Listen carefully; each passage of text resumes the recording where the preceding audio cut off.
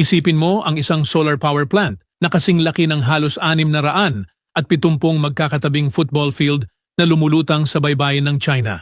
Hindi bilang palaruan, kundi bilang isang high-tech na gubat ng mga solar panel. Ito ang Wenzhou Taihan Fishery Solar Hybrid Plant, ang pinakamalaki sa buong Asya sa ganitong uri. Itinayo ito sa 470 ektarya sa isang mababaw na bahagi ng baybayin, kung saan pinagsasama nito ang malinis na enerhiya at napapanatiling pangingisda, mga solar panel sa ibabaw at palaisdaan sa ilalim.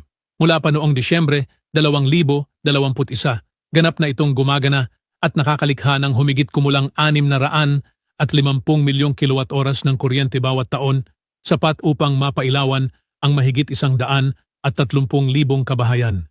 Hindi lamang ito simpleng planta ng enerhiya, isa itong modelo ng kinabukasan na nagpapakita kung paano makakatulong ang teknolohiya sa pagpapakuryente ng mga lungsod habang pinangangalagaan ang kalikasan. Ngayon, ano sa tingin mo? Posible kaya na magkaroon ng ganito sa Pilipinas?